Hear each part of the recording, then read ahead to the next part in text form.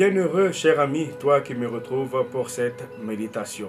Nous allons lire le livre de 1 Pierre 4, verset 7, et aujourd'hui il sera intitulé Prier comme on respire. Lisons ensemble. La fin de toute chose est proche.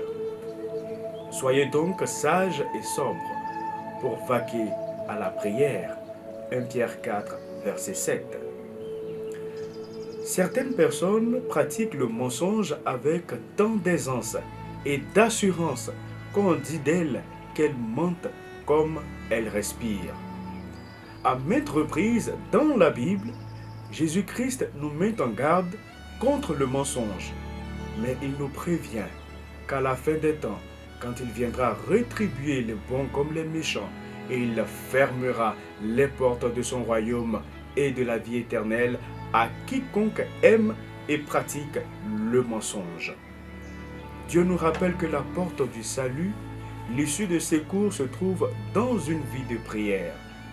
Il ne s'agit pas uniquement d'une vie où l'on prie à tout moment, que ce soit à haute voix, dans sa chambre ou en groupe, en pensée dans les activités quotidiennes et j'en passe. C'est aussi et surtout une vie où notre comportement respire bon à la prière, c'est-à-dire pratiqué, vécu quotidiennement et régulièrement, et ne reflète pas seulement l'apparence de la piété. Une vie de prière implique que l'on est à l'écoute de Dieu et de nos semblables également. Cela implique que rien dans notre vie ne vienne faire obstacle à la prière. Il n'est pas simplement question ici d'un obstacle à notre temps de prière, mais d'obstacle à la sincérité et à la qualité de nos prières. Combien de fois, en étant honnête avec moi-même, ai-je eu honte de moi en me présentant devant Dieu pour l'invoquer et prier, tout en me souvenant que j'avais eu une attitude inappropriée, voire injuste quelque temps auparavant. D'autres se mentent à eux-mêmes.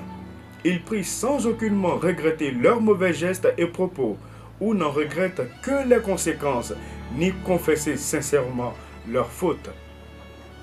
Pour enfin comprendre cette méditation de ce jour, tout se résume dans notre verset de ce jour. Ce passage commence par notre propre rapport à nos prières et s'achève par le rapport de Dieu à notre prière, afin que rien ne vienne faire obstacle à nos prières. Enfin, soyons tous animés des mêmes pensées et des mêmes sentiments, pleins d'amour fraternel, de compassion et enfin d'humilité. Si quelqu'un en effet veut aimer la vie et voir des jours heureux, qu'il préserve sa langue du mal et ses lèvres des paroles trompeuses, qu'il s'éloigne du mal et fasse le bien, qu'il recherche la paix et la poursuive, car les yeux du Seigneur sont sur les justes et ses oreilles sont attentives à leurs prières, mais la face du Seigneur est contre ceux qui font le mal. Que Dieu vous bénisse.